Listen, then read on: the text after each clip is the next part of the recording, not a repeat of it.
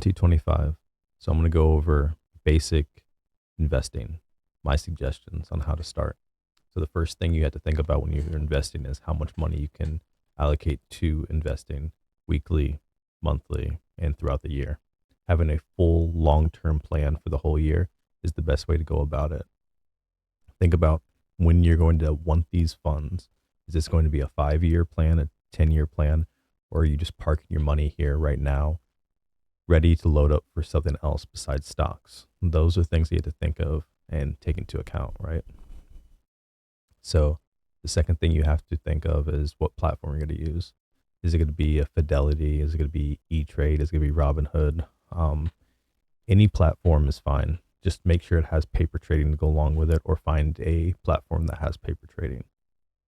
Because the third thing will be paper trading. So go ahead and get a platform, start putting money into it, and you can start trading or buying stock. But I would look up paper trading just to see. It's like, okay, if you buy something, you don't really see the money coming in and out like you would. So if you have, say, $1,000 to invest, right? Yeah, you can go ahead and put that in there, but go ahead and paper trade with a lot of money and see how much that goes. Because once you actually see those numbers start to move, that'll change your perception on how trading actually is, right? And right now, especially, you have to look at the markets, right? Markets right now are pretty hot for, tech and big growth companies, right? So I would suggest whatever company you find that is a good company, a good, strong company, no matter what price it is, go ahead and buy one. And then when you buy that one, you will constantly be checking it every day, because that's just how human nature is. You're going to wake up and like see, oh, it's gone up a couple dollars, gone up $10. It's gone up 1%, 5% today. It's going to be running through your mind all the time. You're going to check it nonstop, especially new investors. It's just something that new investors do. I did it all the time. So my suggestion would be buy one, because especially for the hot stocks, if you think about like a Palantir, Tesla, Nvidia, all these things, there is a strong possibility that the volatility is going to be high in the next year and a half, 2 years, either up or down. We don't know yet. But something as simple as a like Tesla, right? Trump already said that big scary thing that he's like, EVs, nah, we're done. We're gonna start fracking again and getting that oil pumped out, right? So whenever that does happen, like, EVs are going to dump. But since Tesla is the pride and joy, right? Like like Elon Musk has already came out and said, I don't want the incentives. I don't want the credits. So maybe he's already ready for that and it could skyrocket. So who knows? But there's a strong possibility that all this stuff is going to go inverse, because it's a investing is a constant wave. When you look at these stocks in the charts, start getting those patterns, and that's the next thing would be research everything, but research good companies, right? Because people say like, oh, like Meta. I hate when people talk about Meta. Oh, they're like, Meta's dead. And it's like, Meta is huge. It is a giant company, and they're just not doing nothing but printing money. They are printing money. They are wasting billions of dollars on the metaverse right now. But whenever they want to, they can just stop doing that, and then they're just making all that money back. Even though they're blowing a ton of money, they're still making so much money. Like, everyone uses Meta. That's just one example. Like, great companies, Amazon, it's not going away. It's only going to get bigger. Like, just recently, I've seen Amazon trucks going around, like UPS trucks. Like, they're going to take UPS. Like, they already have. Like, all these small companies, like Toys R Us. I know that's old school, but think about Toys R Us, gone. Like Macy's, gone. Sears, gone. All these things are gone because um, you can just order it on your phone. Whatever you want will come to your door. That is Amazon. You really think that company is going down? That is a strong company. Apple owns 50% of the market of the whole world. Like, think about these big giant companies. go ahead and buy one of them and then just watch it. And if you're a brand new investor, there are so many things that you need to learn. You need to learn what EPS is. You need to learn what earnings calls are. You need to understand how much money they have. Like, you need to figure out all this stuff, right? But research is going to be big. You don't have to do it, but it'll help you out throughout your investing career, because hopefully you're not going to stop investing and you're going to be a long-term investor in some kind of way. I know everyone loves trading, and that's great, but you need to own like some stock, because if you've been trading for at least 5 years and you bought anything 5 years ago and you've held it this long, I'm just getting in that kind of area where I've had something, or I've had companies that I bought that have jumped like 3 times, and that's like, it's crazy, it's huge, it's amazing. Like, the long term investing, it's um it's a it's a roller coaster, but if you go back and do your research, you will see that strong companies will last the test of time. Okay. But if you don't want to go into that and you just want to go to the ETFs and all that, just go SPY. You can't go wrong with SPY. That is the S&P 500. It tracks it. There are tons of different ETFs that do the exact same thing, but just look at it. Has a strong track record. So we went through growth companies that are strong and big, like your Apple, your Amazon, your Meta.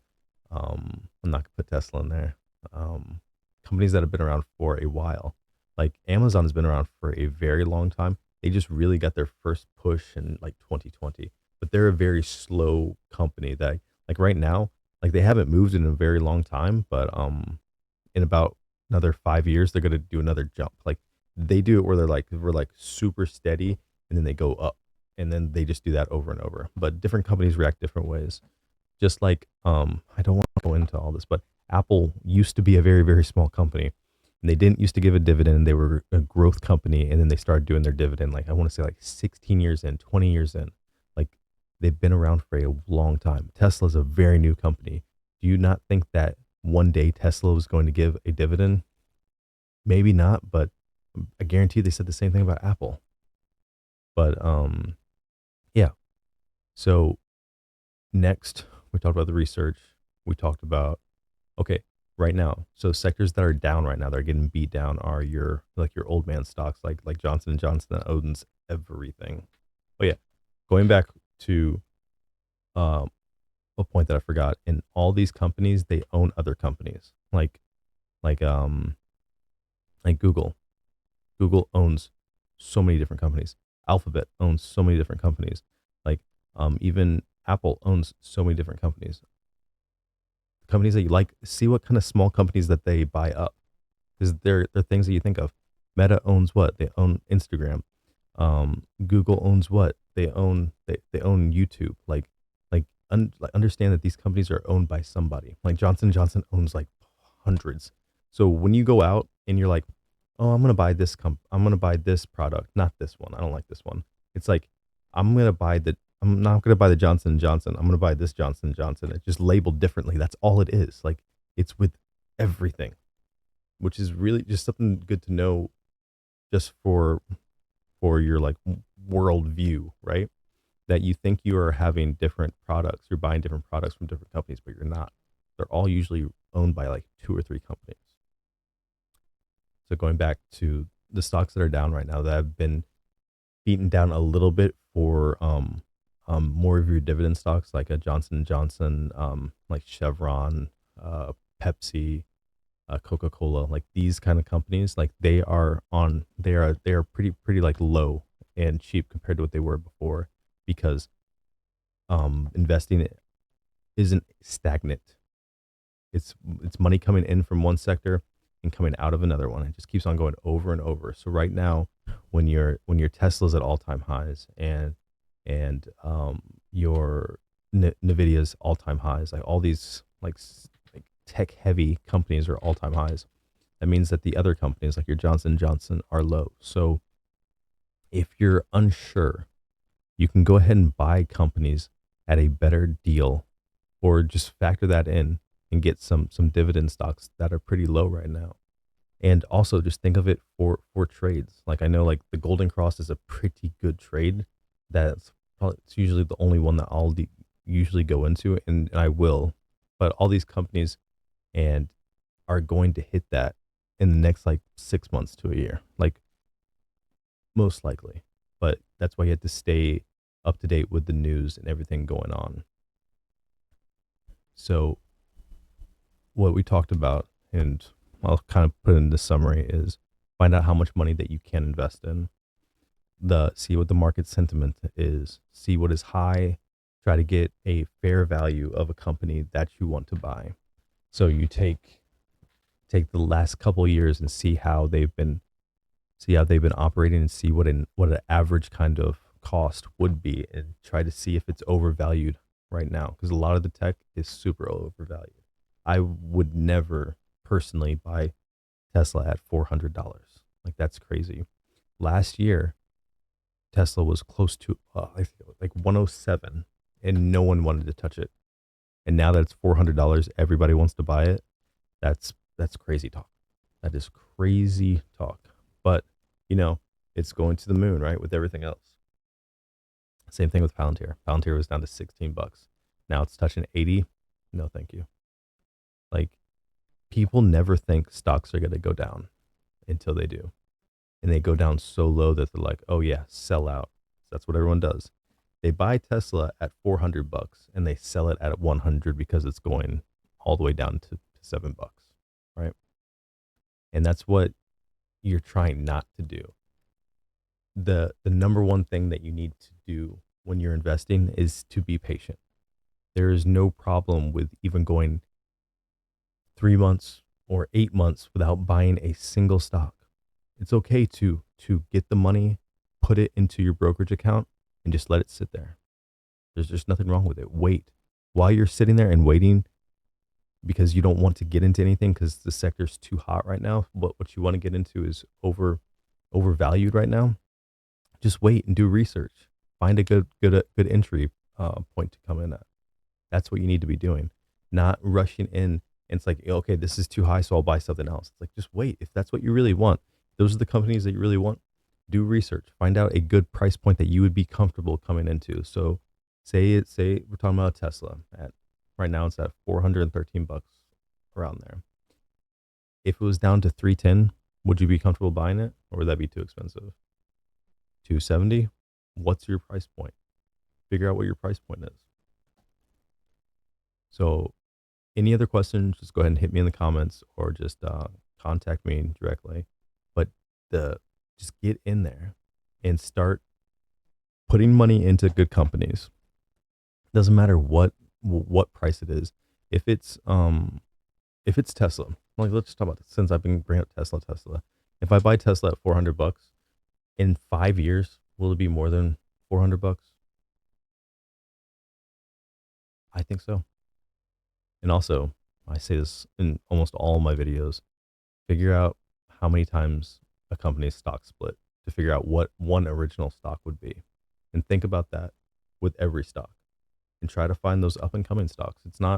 It's okay to take a gamble and find something that you think that would work out. I've done that with a couple companies and it's done very well for me. And I can't stress enough, it's about research.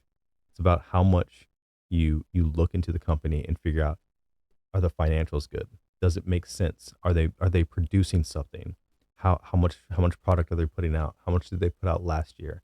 Figure out these things. It's not very hard to do. And the more research you do with patience, the more successful that